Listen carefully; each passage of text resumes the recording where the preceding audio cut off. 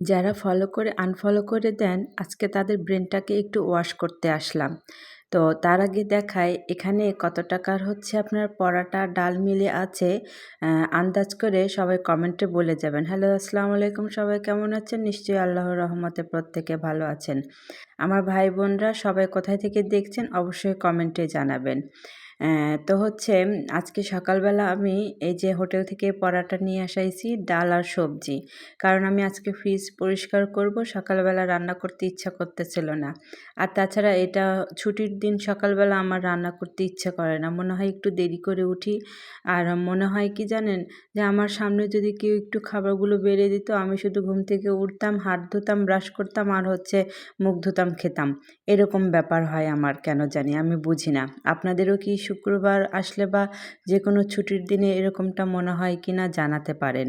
তো যাই হোক, আজকে ফলোয়ার্স নিয়ে কিছু কথা বলবো। আর সেটা হচ্ছে যারা ফলো করে পরে আবার হচ্ছে আনফলো করে দেন, তাদের একটু ব্রেনটাকে ওয়াশ করে দেই। আচ্ছা, এই যে আপনারা যারা ফলো করেন, তারপরে আবার গিয়া যখন আপনারা ব্যাক পেয়ে যান, ভালোবাসা আপনাদের যখন নেওয়া হয়ে যায়, তখন কি করেন জানেন? আস্তে করে আপনারা হচ্ছে আনফলো করে দেন। কেন এই কাজটা করেন বলেন তো? আমার মনে হয় কি জানেন?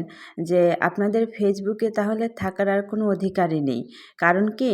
ফেসবুকে যদি থাকতে চান, তাহলে অবশ্যই নিঃস্বার্থভাবে সবাইকে সমান তালে ভালোবাসা দিতে হবে, বুঝছেন? তবে আপনি হচ্ছে ফেসবুকে সফলতা অর্জন করতে পারবেন, নতুবা কখনোই সম্ভব নয়। কারণ এখানে কাজ করতে গেলে নিজের ভিতরের যে মানে মনটা আছে, যে মনের অর্ধেকটা ভালো থাকে আর অর্ধেকটা খারাপ থাকে, তো আপনাকে মনের যে অর্ধেক দিক খারাপ থাকে সেটাকেও আপনাকে বিসর্জন দিতে হবে। পুরো মনটাকে আপনার হচ্ছে ভালো করতে হবে। তবে আপনি ফেসবুকে সফলতা অর্জন করতে পারবেন। এই যে আমি হচ্ছে ফ্রিজটা পরিষ্কার করে নিলাম, আর দেখতে তো পেলেন কি পরিমাণে ফ্রিজে অপরিষ্কার হয়েছিল। অনেক দিন হয় আমি ফ্রিজটা পরিষ্কার করতে পারছিলাম না এই ফেসবুকে কাজ করতে এসে। কারণ এখানে এত পরিমাণে আমি সময় দিচ্ছি যা আপনাদেরকে বলে বোঝাতে পারবো না।